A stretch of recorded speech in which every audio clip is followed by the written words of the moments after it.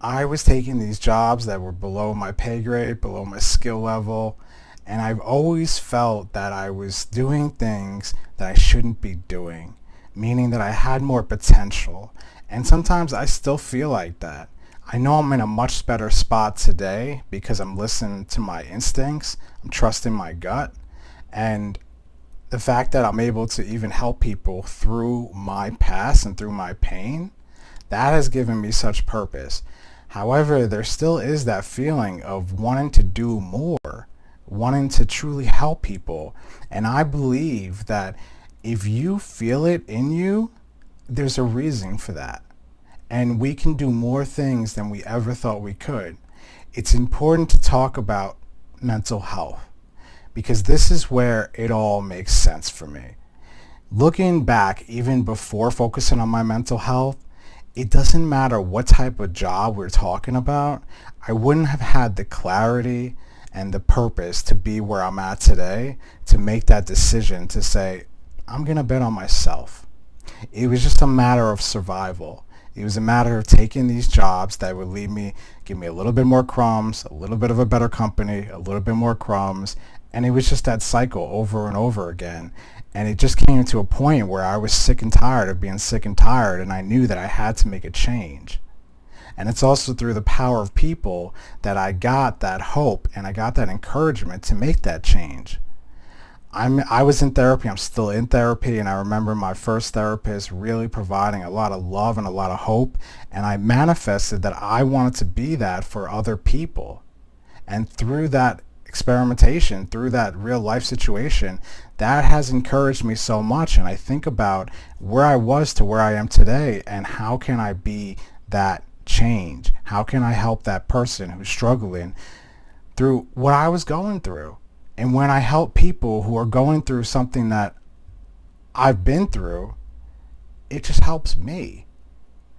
And I say this to hopefully inspire anybody who's thinking about making a career change, getting out of a toxic relationship, or just doing something that you've truly wanted to do for quite a while, but just haven't taken that plunge.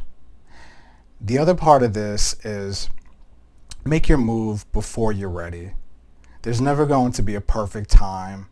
You could, of course, have signs, you could have moments, all that is great. However, until you take action, come up with a list of steps, connect with people who have what you want, learn how to get to where you want to go.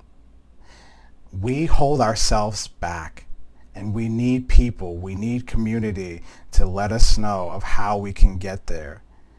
You have to have some humility to this and say, I don't know. Like, what are the steps that I need to take? I need some financial assistance. I need some guidance.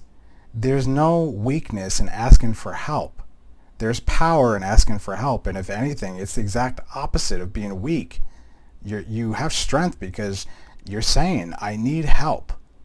It's about perception. Don't get too hard on yourself and just keep grinding, keep going.